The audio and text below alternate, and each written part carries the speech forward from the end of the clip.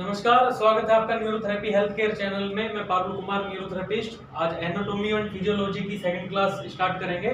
तो आज हम पढ़ाएंगे यहाँ पे टिश्यू के बारे में। लास्ट क्लास में हमने आपको सेल के बारे में पढ़ाया था, तो आज हम पढ़ाएंगे आपको टिश्यू के बारे में। टिश्यू यानी कि ऊतक। ऊतक की जो स्टडी होती है उसको बोलते हैं हिस्टोलॉजी। ठीक है, तो ऊतक होता क्या है अक्सर में? तो ऊतक जो है एक समान कोशिकाओं का जो समूह होता है। एक समान कोशिकाओं से मतलब है जिनका स्ट्रक्चर, जिनकी शेप, जिनका जो उनकी जो काम का जो उनका काम है। ठीक है, तो जो एक समान काम करने वाली है, एक समान स्ट्रक्चर वाली है, एक समान शेप वाली जो कोशिकाएं हैं, जो उनका जो समूह होता है, उनके ग्रुप को टिश्यू बोलते हैं। अब ये टिश्यू क्या होते हैं? टिश्यू चार प्रकार के होते हैं। पहला होता है आपका पेशीय टिश्यू, पेशीय ऊतक यानी कि मस्कुलर टिश्यू। दूसरा होता है तंत्रिका ऊतक यानी कि न्यूरॉन्स टिश्यू, न्यूरॉन्स टिश्यू। तीसरा आपका होता है संयोजी ऊतक यानी कि कनेक्टिव टिश्यू। और चौथा आपका होता है उपकला ऊतक यानी कि एडिपोज टिश्यू।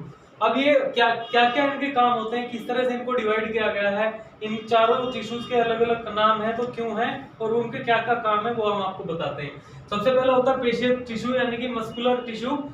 अब ये जो है जो मसल्स होते हैं जो तीन प्रकार के होते हैं। पहला होता है रेखीय पेशी यानी कि इसको हिंदी में ऐच्छिक पेशी भी बोलते हैं। ऐच्छिक पेशी यानी कि ये जो है हमारी इच्छाओं से काम करती है, लेकिन इनकी एक सबसे बड़ी कमी ये है कि ये बहुत जल्दी थक भी जाती हैं। रेखीय पेशी कौन कौन सी होती है? जो हमारी बोन्स के साथ में जुड़ी होती है, हमारे हाथों की, पैरों की जो मसल्स हैं जो हमारी बोन्स के साथ में जुड़ी हुई हैं, तो ये जो है हमारी इच्छाओं के हिसाब से काम करती है। जैसे हमने हाथ को चलाना है तो ये काम करेंगी, ठीक है। लेकिन इनकी कमी क्या है कि ये थक जाती हैं बहुत जल्दी। तो ये होती है रेखीय पेशियां जो हमारी इच्छाओं से काम करती हैं। इनको ऐच्छिक पेशियां भी बोलते हैं या वॉलंटरी मसल्स भी इनको बोलते हैं इंग्लिश में, ठीक है। दूसरी होती है अरेखीय पेशी।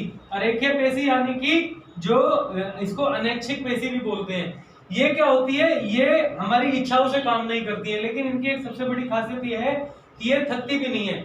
जैसे हमारा जो हार्ट है, हार्ट कह रहा हूं, जो हमारा लीवर है, पेट है, किडनियां हैं, ये जो है सब अरेखीय पेशियों से बनी हुई होती हैं, अनैच्छिक पेशियों से बनी हुई होती हैं। ये हमारी इच्छाओं के अनुसार काम नहीं करती है, 24 घंटे काम करती रहती हैं, अपनी मर्जी से काम करती हैं। और इसकी खासियत ये है कि ये थकती भी नहीं है, 24 घंटे 24/7 ये काम करती रहती हैं। और तीसरी होती है हृदय पेशी। हृदय पेशी जिससे हमारा हार्ट बना होता है। जो हमारा हार्ट बना होता है वो अलग तरह की पेशियां होती हैं, तो उनको कार्डियक पेशी या कार्डियक मसल्स उनको बोलते हैं। दूसरे जो ऊतक होते हैं, जो दूसरे जो टिश्यू होते हैं, उनको बोलते हैं तंत्रिका ऊतक या न्यूरॉन्स टिश्यू। न्यूरॉन्स टिश्यू जिससे कि हमारा पूरा ब्रेन बना हुआ होता है। हमारा पूरा जो ब्रेन है जिसके अंदर बहुत सारे जो हमारे अलग अलग डिपार्टमेंट्स होते हैं, जैसे कानों पे ध्वनि किस प्रकार पड़ती है उसको समझने के लिए, तो उसके हम साउंड को कैसे पहचानेंगे कि कुत्ते की आवाज है, बिल्ली की आवाज है, इंसान की आवाज है, उसको पहचानने के लिए अलग डिपार्टमेंट है।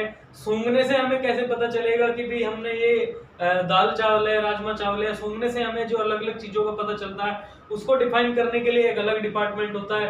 आंखों से देखने के लिए कि भाई ये ब्लू कलर है, ये रेड कलर है, ये ऑरेंज कलर है, उसको डिफाइन करने के लिए अलग अलग डिपार्टमेंट होता है। तो इस तरह के ब्रेन के अंदर जितने भी अलग अलग डिपार्टमेंट्स होते हैं, वो सारे के सारे डिपार्टमेंट जो है वो न्यूरॉन टिश्यू से मिलकर बने होते हैं। तीसरा जो टिश्यू है वो है हमारा संयोजी ऊतक यानी कि कनेक्टिव टिश्यू। कनेक्टिव टिश्यू जो हमारी बॉडी को एक दूसरे से जोड़ते हैं। उसमें जो सबसे पहला नाम आता है कनेक्टिव टिश्यू के अंदर, वो आता है ब्लड का। यानी कि ब्लड जो है हमारी पूरी बॉडी को एक साथ जोड़े हुए है।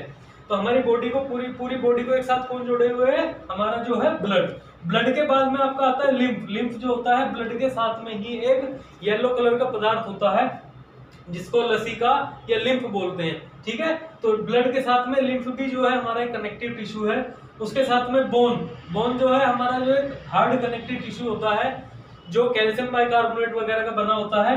तो ये जो है बोन भी एक कनेक्टिव टिश्यू है। और जो कार्टिलेज जो आपने देखे होंगे, जो सॉफ्ट बोन्स होते हैं जो बेंड हो सकते हैं आराम से, जैसे कान की हड्डी होती है, ये मुड़ सकती है लेकिन एक अपनी शेप में ही रहेगी। आप उसको मोड़ोगे तोड़ोगे मुड़ जाएगी, लेकिन वापस अपनी ही शेप में आ जाएगी। तो इस तरह की जो बोन्स होती हैं उनको कार्टिलेज बोलते हैं। ये सॉफ्ट मसल्स भी होते हैं, ठीक है।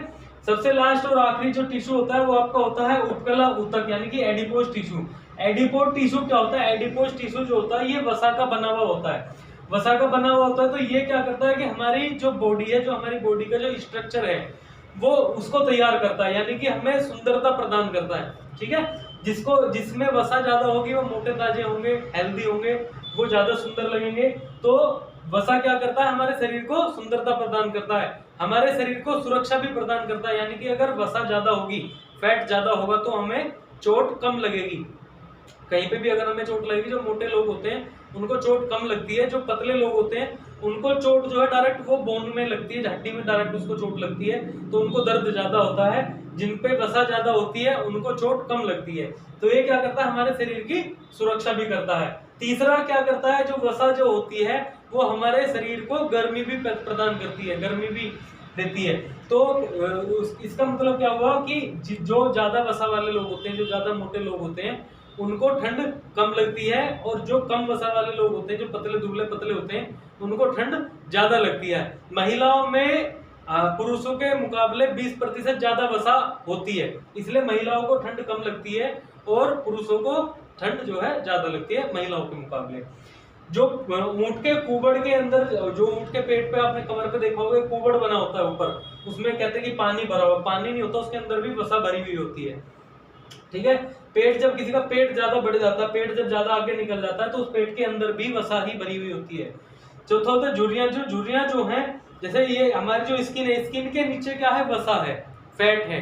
ठीक है, जब वो वसा जैसे जैसे उम्र बढ़ती जाएगी वो वसा जो है धीरे धीरे कम होती चली जाएगी। जो एडिपोज टिश्यूज हैं, जो उपकला ऊतक हैं, वो धीरे धीरे जो है कम होते चले जाएंगे। तो उनके कम होने से क्या होता है कि स्किन में झुर्रियां पड़नी शुरू हो जाती है।